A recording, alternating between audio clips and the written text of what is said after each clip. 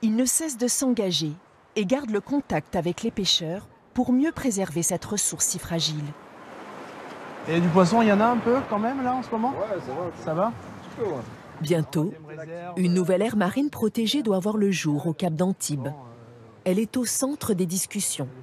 Les pêcheurs en sont les initiateurs et Jean-Christophe reste passionné par ce projet car il a lui-même créé l'une des toutes premières réserves de la Côte d'Azur. Faire un peu fructifier ces poissons qui sont là, les chapons, les Saint-Pierre, la soupe de poisson, les rougets. Ça pourrait nous ramener du poisson. On travaille aux alentours, proches. C'est une vision à long terme de protection de la ressource, donner une bouffée d'air, une bouffée d'eau aux poissons et leur permettre d'avoir une zone où il n'y a aucun prélèvement qui peut être fait. Sur la Côte d'Azur, 3 autres aires marines protégées ont déjà été créées. Accompagné d'un ami biologiste, Jean-Christophe a l'autorisation exceptionnelle de plonger dans la plus ancienne, la réserve historique, celle de Golfe-Juan. Tu as défini la zone exacte où on allait plonger? Donc on passe le cap d'Antibes et on va sur la réserve de Jouan-les-Pins, c'est ça? Exactement, la réserve de Golfe-Juan. Et sur la réserve même, on détermine l'endroit.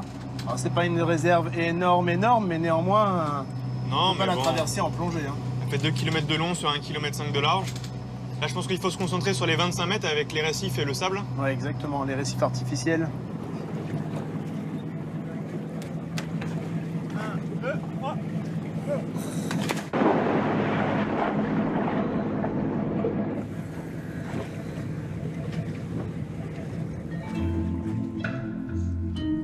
Sous l'eau, les 2 plongeurs explorateurs s'émerveillent. Rémi Dubas, qui accompagne Jean-Christophe, est passionné de photos sous-marines. Il en profite pour tirer le portrait des créatures marines. Ils peuvent observer les récifs artificiels qui avaient été posés à l'époque par les pêcheurs pour permettre à la faune de se reconstituer plus vite. Après 1 heure de plongée, les 2 passionnés ressortent enthousiastes. Je n'avais pas plongé sur ce récif depuis au moins 12 ans. Et alors, qu'est-ce que tu en as pensé là au fond? Bah écoute, ça s'est bien concrétionné. La vie est vraiment là, elle est vraiment très présente. Tu sens que c'est une zone qui est protégée, quoi. Protégée, c'est magnifique. Et du coup, le fait qu'il n'y ait pas de pression, tu as ces bancs d'oblades, de sars, les serrans, tu as même des blénies, tu as plein de nidibranches. Tu as tout l'écosystème qui est autour. Une plongée hors du commun qui leur permet de faire leur propre inventaire de la zone protégée depuis la fin des années 80.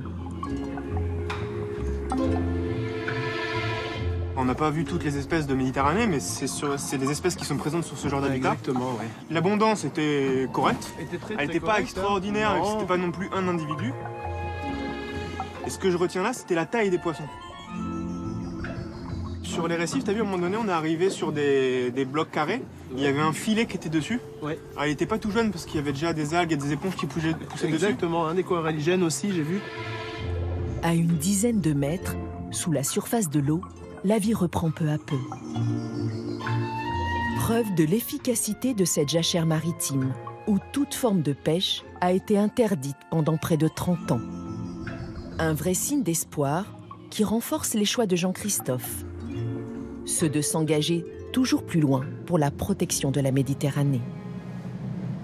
Notre bassin azuréen, c'est notre jardin, voilà. Et je suis né ici, j'ai toujours baigné dans cette eau. Et je crois que j'y baignerai jusqu'à la fin de mes jours. Une vingtaine de